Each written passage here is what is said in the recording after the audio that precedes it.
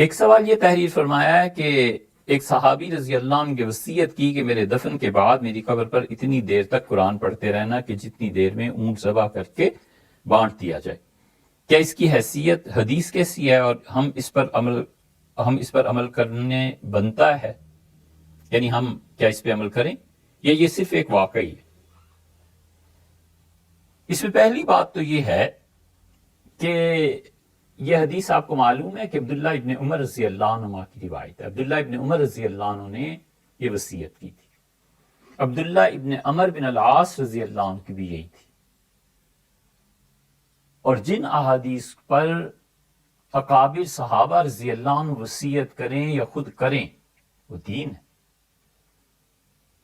ہمارے یہاں حنفی فقہ اس میں اور اہل تشیع اور اہل حدیث ان دونوں میں یہ فرق ہے کہ ہمارے نزدیک صحابہ کرام رضی اللہ عنہ کا عمل حجت ہے، دلیل ہے شریعت.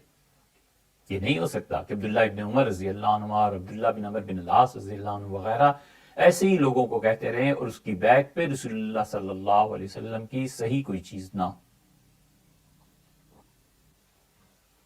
خاص طور پہ اصول فقہ کی کتاب ہے ایک مسلم الثبوت، اس کی شرح علامہ عبدالعلی مدراسی رحمۃ اللہ علیہ نے کی ہے فواتح الرحمود. اس کو آپ پڑھیے. انہوں نے بڑے صاف لفظوں میں لکھا ہے کہ حضور اقدس صلی اللہ علیہ وسلم کے بعد صحابہ کرام رضی اللہ عنہ، ان کے اعمال، ان کے اقوال، ان کے فتاوی یہ سب دلیل ہے.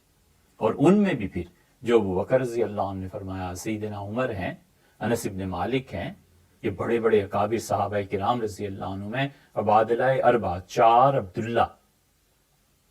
عبداللہ ابن مسعود، عبداللہ ابن عمر، عبداللہ بن عمر بن العاص اور عبداللہ ابن زبیر، یہ چاروں عبداللہ جو ہیں رضی اللہ عنہ، ان کی باتیں دلیل ہیں، سند ہیں. اس لیے کہ انہوں نے ساری زندگی نبی کریم صلی اللہ علیہ وسلم کے ساتھ گزاری ہے. عبداللہ ابن زبیر رضی اللہ عنہ کو کم موقع ملا، اس لیے بات کا خیال ہے کہ ان کی جگہ عبداللہ ابن عباس رضی اللہ عنہ چار میں آتے ہیں. بہرحال کوئی بھی چاروں یہ عبداللہ ہوں. اور ابن مسعود رضی اللہ عنہ تو کہنے ہی کیا، عبداللہ ابن مسعود رضی اللہ عنہ کا اور رسول اللہ صلی اللہ علیہ وسلم کا ایسا گہرا تعلق تھا کہ نبی کریم صلی اللہ علیہ وسلم نے فرمایا، عبداللہ آپ جب بھی میرے گھر تشریف لائیں تو عبداللہ بس ذرا دیکھ لیا کرو، اگر میں کسی خاص کام میں مصروف نہیں ہوں تو اجازت لینے کی بھی ضرورت نہیں ہے، سیدھے اندر آ جایا کرو. جسے آپ کہتے ہیں نا کہ فلاں آدمی کو ڈائریکٹ بیڈ روم تک جانے کی اجازت تھی، رسائی تھی. یہ صحابہ کرام رضی اللہ عنہ وہ ہیں. حتیٰ کہ ایک صحابی رضی اللہ عنہ کہتے ہیں کہ ابن مسعود رضی اللہ عنہ تو حضور صلی اللہ علیہ وسلم گھر میں ایسے جاتے آتے تھے کہ میں دیکھتا تھا، میرے اسلام کا ابتدائی دور تھا تو میں سمجھتا تھا اسی گھر کے ایک فرد. اب یہ لوگ دین کو نہیں سمجھائیں گے تو اور کون سمجھائے گا؟ اس لیے یہ صحابی رضی اللہ عنہ جو کہا نا کہ میرے بعد اس طرح کرنا ہے، اور پھر صحابہ کرام رضی اللہ عنہ نے کیا ہے، یہ بالکل صحیح چیز ہے. حنفی فقہا نے اسی کے مطابق فتویٰ دیا ہے، اور فتاوی عالمگیری میں لکھا ہے کہ میت کی تدفین کے بعد اور اس کے سر اور پائنتی اور سرہانہ، سر اور پاؤں کی طرف سورہ بقرہ کا پہلا اور آخری رکوع پڑھنے کے بعد بیٹھ جانا چاہیے، اور اتنی دیر بیٹھے رہنا چاہیے جتنی دیر میں ایک اونٹ ذبح ہو کے اس کا گوشت تقسیم ہو. مطلب یہ کہ گھنٹہ ڈیڑھ گھنٹہ اتنی دیر بیٹھ کے اللہ کا ذکر اور تلاوت کرنی چاہیے. اس کے پیچھے بھی ایک اور مسئلہ ہے، اور مسئلہ یہ ہے کہ کیا وہ جو بیٹھ کر قرآن کریم پڑھیں گے اس کا ثواب انہیں پہنچے گا یا نہیں. اصل اس کی جڑ یہاں سے شروع ہوتی ہے. حنبلی اور حنفی یہ دونوں فقہا اس بات کے قائل ہیں. نتیجہ اس کے یہ نکلا کہ امام احمد بن حنبل رحمۃ اللہ جب انتقال ہوا ہے تو کئی ہفتے تک لوگ آ کے بیٹھتے رہے ان کی قبر پہ. حافظ ابن حجر اسقلانی رحمۃ اللہ کے انتقال ہوا ہے تو بھی لوگوں نے یہی کیا. ہر کوئی اپنی اپنی فقہ پہ عمل کرنے کے لیے آزاد تھا. ایک جماعت اٹھتی تھی، دوسری بیٹھتی تھی، دوسرے اٹھتے تھے، تیسرے بیٹھتے تھے. ٹھٹ کے ٹھٹ ان لوگوں کی قبروں پہ لگے ہوئے تھے، اور لوگ دن رات آتے تھے، تلاوت کرتے تھے. اس لیے کہ علماء کی عزت، احترام، اور اتنی بڑی شخصیات جنہوں نے کچھ کام کر کے دکھایا کہ وہ عزت اور احترام کے مستحق ہیں، امت نے بڑا اچھا رسپانس انہیں دیا رحمہ اللہ.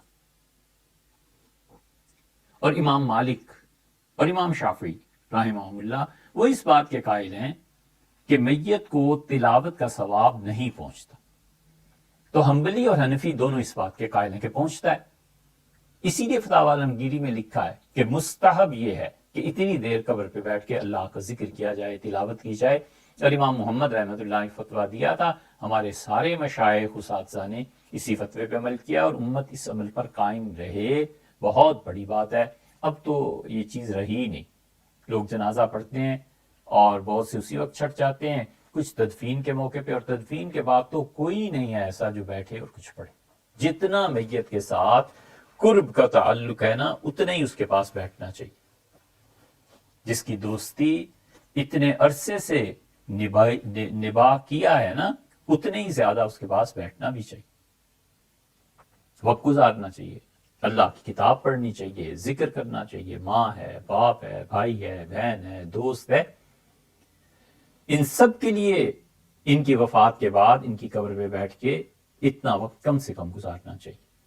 اسی لیے عبداللہ رضی اللہ عنہ نے اپنی وصیت میں فرمایا کہ میرے بچوں بیٹھنا اور خدا کو یاد کرنا، تاکہ میرا دل اسے ذرا اطمینان رہے کہ کوئی بیٹھا ہوا ہے، اور دیکھنا پھر میں اپنے پروردگار کے بھیجے ہوئے فرشتوں کو کیا جواب دیتا ہوں.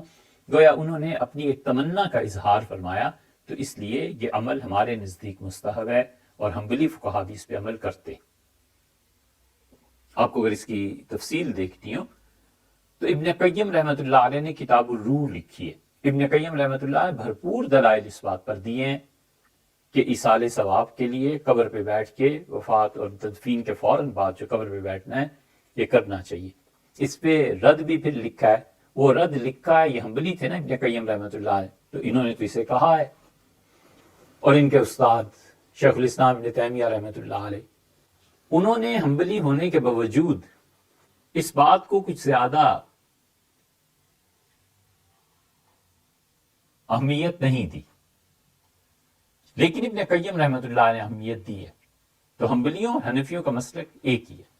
پھر اس پہ شافیوں میں سے تفسیر المنار کے جو مصنف ہیں، انہوں نے بہت تفصیل سے ابن قیم رحمۃ اللہ کے خلاف دلائل لکھی. یہ علمی مباحث ہیں، ان میں پڑھنے کا علماء کو بڑا فائدہ ہو جاتا ہے، لیکن عام عوام کے لیے نہیں ہے.